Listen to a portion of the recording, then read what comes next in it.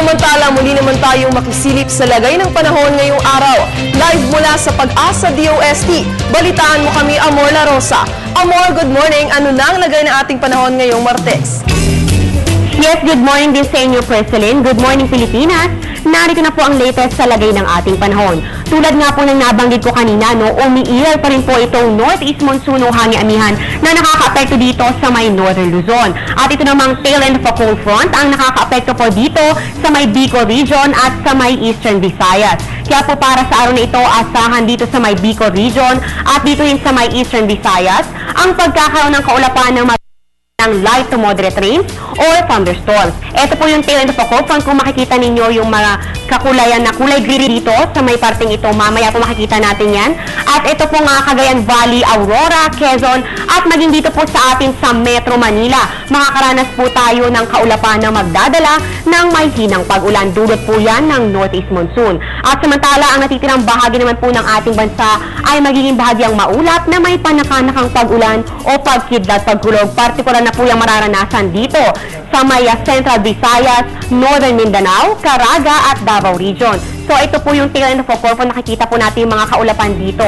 Ayon po kay Mr. Meno Mendoza, nagkaroon tayo ulit ng tail end of a cold front na ito dahil po sa pagkakaroon ulit ng frontal low dyan po sa may bahagi ng Japan. Pero ang good news naman dito, inaasahan namang hihina pa ito ng tuluyan at malulusaw rin bukas. Pero antabayanan pa rin natin kung ano nga ba mga pagbabago mangyayari dito. Dagdag pa ni Mr. Mendoza, humihina po itong tail end of a cold front na ito dahil po sa dalawang high pressure area na pumapagitna dito. So naiipit po itong tail end of a cold front natin. At compared naman po kahapon, mas mahinang pag-ulan na lamang daw po ang mararanasan dyan sa may Bicol area at dito po sa may Eastern Visayas dahil kahapon nga ay naranasan nila ang moderate to heavy rain. So ngayon po, good news, medyo makakahinga na kayo ng maluwag dyan dahil medyo hindi na ganun kalakasan ng pag-ulang mararanasan nyo.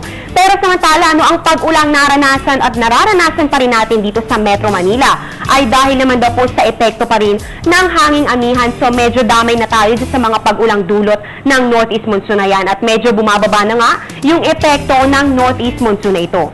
Sa iba pang balita, kaugnay pa rin po ng patuloy na pag-iral ng northeast monsoon o hanging nagtaas po ulit ng gale warning ang Pag-asa ngayong umaga. At ayon nga po dito nakataas ang gale warning sa northern at eastern seaboards ng northern Luzon at eastern seaboard ng central Luzon. Kasama po dyan ang mga baybayin ng Batanes, Calayan, Babuyan, Cagayan, northern coast ng Isabela at ganoon din sa Ilocos Norte at maging sa Aurora. Meron din pong gale warning sa eastern seaboards ng southern Luzon at ng Visayas. Kasama po dyan ang mga baybayin ng Camarines Provinces, Catanduanes, eastern coast ng Albay, eastern coast ng Sorsogon, eastern coast ng Quezon, kasama na po ang Pulido Island at ganoon din po sa Samar at sa Leyte. Kaya eto, paalala po ulit natin sa mga maliliit na sakyang pandagat, hindi pa po magiging ligtas ang pamamalaot o paglalayag sa mga oras na ito dahil nananatili pa rin po malalaki at malakas ang alon at aabot nga po sa 3.4 to 4.5